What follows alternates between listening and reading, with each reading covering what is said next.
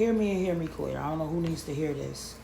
But when you need to hear God, God will make it to where your environment is quiet enough so you can hear.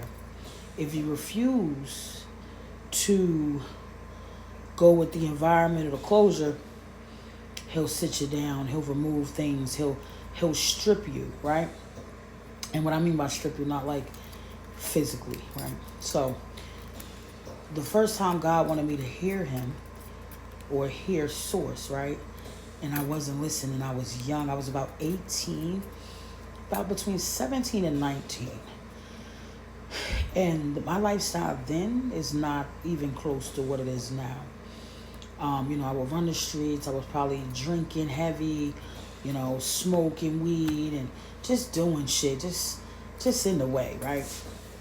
I would be fighting. I was more aggressive, way more aggressive. I would be chasing guys, looking for that love, robbing people. I mean, listen, I didn't did a lot of shit that I can't say that I regret because it makes me who I am today. But if I had to do it again, I had to do it over, I would pick a different way of doing things. But I do know that at that time, I was doing all those things and God was trying to talk to me. And I wasn't listening. I wouldn't pause. I was moving fast. The world around me was moving super fast. And I just wasn't listening. And he put me in a position where I almost got killed. A gun was pulled on me, but it was fresh out the box, so it didn't go off. But he shielded me from it, but he wanted me to see that this could be me.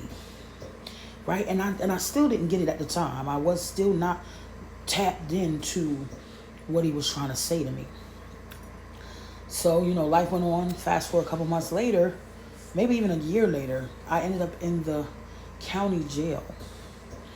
And I'm sitting there, and I'm sitting with myself.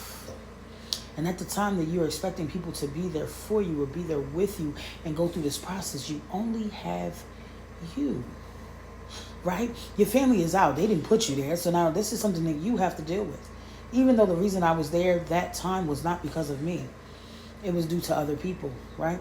Due to family members doing things that had nothing to do with me. I just happened to be at the wrong place at the wrong time. But I wore that, right? I wore that punishment.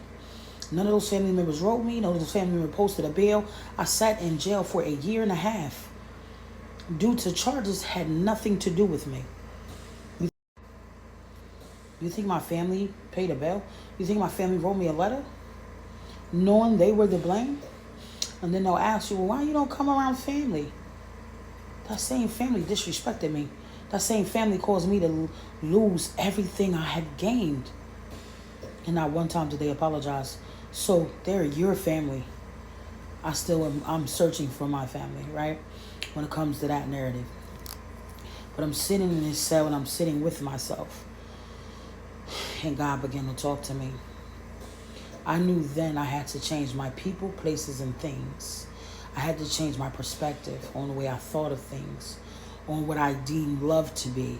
So those times where you think your life is being tore down, see, I'm a phoenix rising, baby. I'll burn the whole house down just to rebuild it with me in it, right?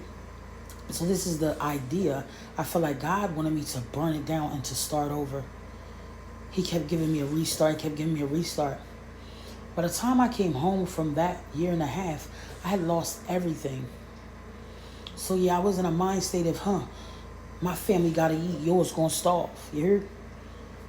So it was like I went to look for it and I started robbing people. And the people that I robbed with, right, it was 5 of us. Don't ask me why I had so many co-defendants. I was young and dumb, right? The getaway driver turned states on me. Went and tried to bribe my mother to turn states on me. He tried to give my mom money, right? And I don't really speak on this, but it's facts. You can look it up, do whatever you need to do. 2 of them turned state.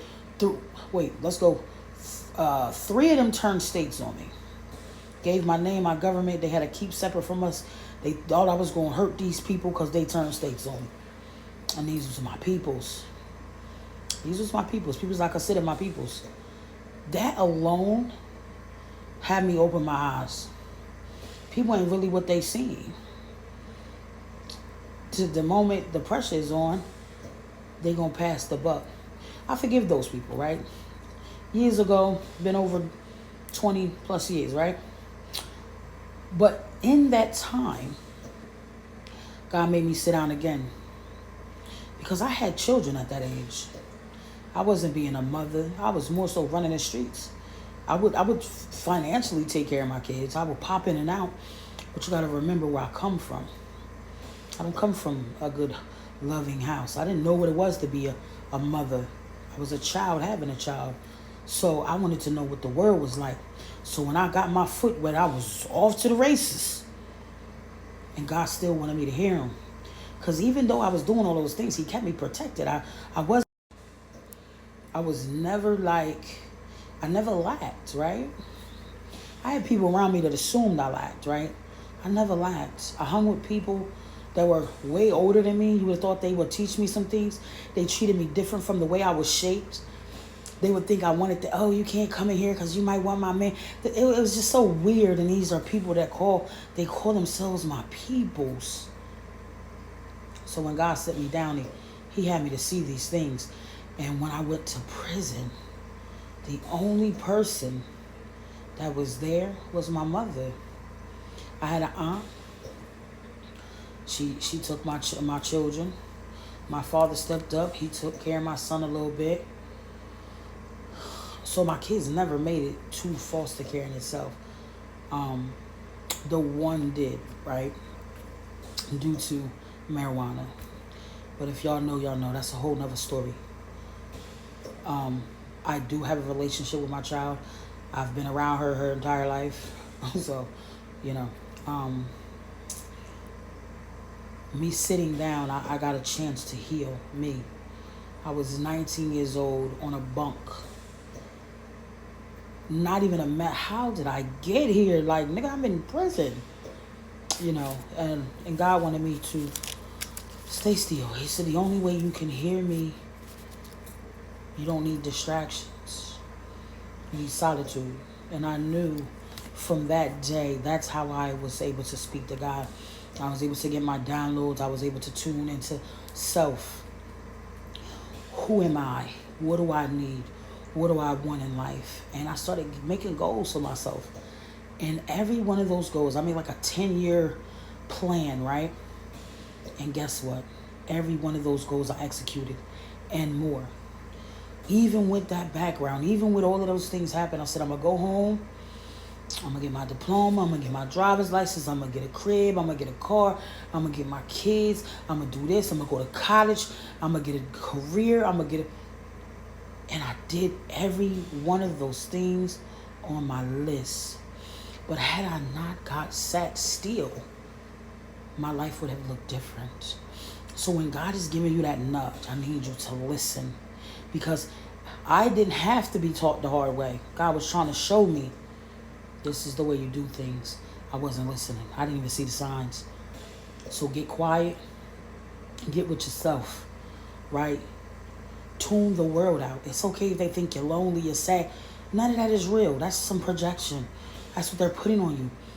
Self-love is the most amazing feeling in the world when you don't need justification.